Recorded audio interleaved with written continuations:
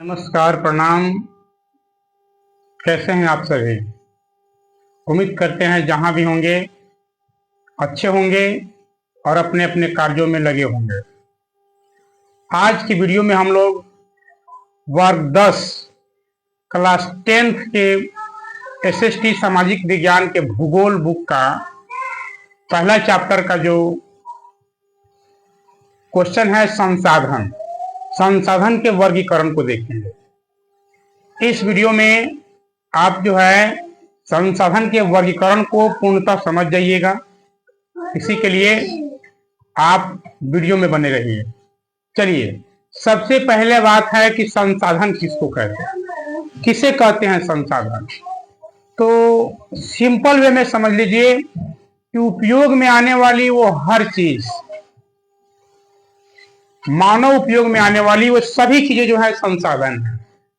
छोटी वस्तु से लेकर बड़ी वस्तु तक जिसका उपयोग हम लोग करते हैं, जैसे मान लीजिए मिट्टी, घर, मोबाइल, ये मार्कर, ये शर्ट, ये टी शर्ट, पंखा, बल्ब, बोर्ड, जिसका भी आप उपयोग करते हैं वे सभी चीजें जो हैं संसाधन है।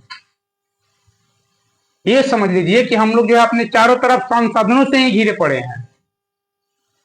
अब संसाधन का वर्गीकरण करना, यहां भी लिखा गया है कि संसाधन, रिसोर्सेज, क्या है संसाधन। तो कहता है कि उपयोग में आने वाली सभी वस्तुएं संसाधन होती है। सभी वस्तुएं संसाधन होती है जो मानव के उपयोग में आती है। यहां तक समझ लीजिए मानव खुद एक संसाधन है और मानव जो है सबसे सशक्त संसाधन है। संसाधन का वर्गीकरण जो है ना अलग अलग आधार पर जो किया गया है। पहला है उत्पत्ति के आधार पर, दूसरा है उपयोगिता के आधार पर, तीसरा है स्वामित्व के आधार पर और चौथा है विकास की स्थिति के आधार पर। अलग अलग दृष्टिकोण से जो है संसाधन का जो है वर्गीकरण किया गया है। पहला है उत्पत्ति के आधार पर। तो उत्पत्ति के आधार पर जो है संसाधन को दो भागों में बांटा गया है। एक है जैव संसाधन, दूसरा है अजैव संसाधन। उत्पत्ति के आधार पर संसाधन को दो वर्गों में बांटा गया है, एक है जैव, दूसरा है अजैव। जैव संसाधन का मतलब होता है यानी सजीव। मान लीजिए कि जो है ना सजीव से जुड़ा हुआ है, उसको बोलते हैं जैव संसाधन। जैसे मनुष्य हो गया, पशु हो गया, पक्षी हो गया, हरे पेड़ पौधे हो गए, वनस्पति हो गए, ये सब जो है जैव संसाधन का उदाहरण है। वही दूसरा है अजैव संसाधन। अजैव संसाधन में आते हैं निर्जीव वस्तुएं, धातु के हैं, खनिज हैं, वे सब जो हैं अजैव संसाधन है। दूसरा आधार है उपयोगिता के आधार पर। तो उपयोगिता के आधार पर भी जो है संसाधन को दो वर्गों में बांटा गया है। देखिए, उपयोगिता के आधार पर संसाधन को कितने वर्गों में, दो वर्गों में। एक है नवीकरणीय संसाधन और दूसरा है अनवीकरणीय संसाधन। तो नवीकरणीय संसाधन क्या होता है?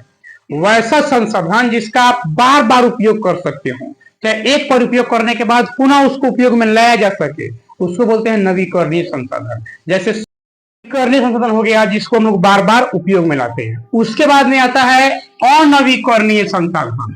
तो अनवीकरणीय संसाधन वह है जिसको एक बार उपयोग करने के बाद पुनः उसको उपयोग में नहीं लाया जा सकता। जैसे जीवाश्म ईंधन, पेट्रोल है, डीजल है, कोयला है, इसको एक बार अगर जला लीजिएगा तो पुनः दोबारा उपयोग में नहीं आएगा। एक बार आप कोयला को जला लीजिए, राख हो जाएगा, तो राख से फिर कोयला बना सकते हैं क्या? नहीं। पेट्रोल को एक बार जला दीजिएगा, गाड़ी के साइलेंसर से होकर धुआं बनकर निकल जाएगा, पुनः पेट्रोल आएगा? जी नहीं। इसीलिए जो है पेट्रोलियम पदार्थ जो है अनवीकरणीय संसाधन का उदाहरण है। तीसरा जो आधार है वह स्वामित्व के आधार पर। स्वामित्व का मतलब होता है मालिकाना, मालिकाना के आधार पर। तो इसके आधार पर जो है संसाधन को चार भागों में बांटा गया है। पहला है व्यक्तिगत संसाधन, दूसरा है सामुदायिक संसाधन, तीसरा है राष्ट्रीय संसाधन और चौथा है अंतरराष्ट्रीय संसाधन। देखिए, व्यक्तिगत संसाधन का मतलब होता है ऐसा कोई संसाधन, ऐसी कोई चीज जो किसी खास व्यक्ति के अधिकार क्षेत्र में हो। जैसे मान लीजिए मेरा घर जो है किसी एक व्यक्ति के अधिकार क्षेत्र में होता है। किसी भूखंड, भूमि का टुकड़ा जो उसका अपना जमीन हो, उसका अपना कोई बिजनेस व्यवसाय, वह जो है उसका किसी खास व्यक्ति का है, उसको बोलते हैं व्यक्तिगत संसाधन। दूसरा है सामुदायिक संसाधन, जिस पर सारे गांव, समाज या अधिक लोगों का अधिकार होता है, उसको बोलते हैं सामुदायिक संसाधन। जैसे स्कूल, मठ, मंदिर, मस्जिद, ये सब क्या होते हैं? सामुदायिक संसाधन है। तीसरा है राष्ट्रीय संसाधन। राष्ट्रीय संसाधन वह है जो देश के अंदर होता है। देश के अंतर्गत पाए जाने वाले सभी संसाधन को जो है राष्ट्रीय संसाधन कहा जाता है।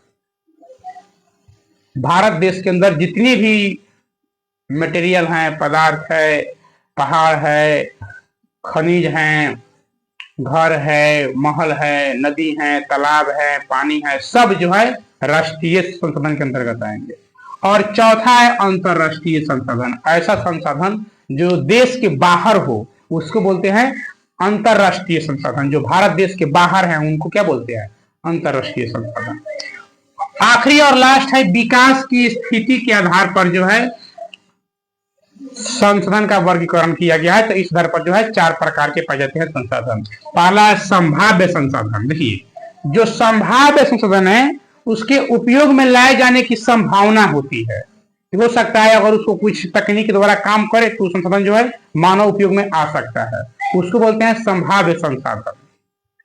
दूसरा बोलता है विकसित संसाधन। ऐसे संसाधन जो है प्रयोग और परीक्षण के द्वारा तय किए गए हो रहते हैं कि इसका उपयोग किया जा सकता है, लेकिन तत्काल प्रभाव में जो इसका उपयोग होता नहीं है, लेकिन इसका परीक्षण किया जा चुका होता है। अगला है भंडार संसाधन और उसके बाद में है संचित कोष संसाधन। यह भी जो है दोनों लगभग सेम टाइप में होता है। भंडार का यह अंश है संचित। जैसे मान लीजिए कोई ऐसा संसाधन जो भंडारित रूप में है, जिसके उपयोग में आने की पूर्ण संभावना है, लेकिन खर्चीला होने के वजह से उसको अभी उपयोग नहीं किया जा रहा हो, उसको बोलते हैं भंडार संसाधन। और उसी तरह का एक और संचित कोष संसाधन। तो मेरा वीडियो बहुत अच्छा लगा होगा। आप लोग यदि वीडियो अच्छा लगा है तो हमारे इस चैनल को सब्सक्राइब कर लीजिए और वीडियो को लाइक एवं शेयर भी कर दीजिए। Okay, thank you.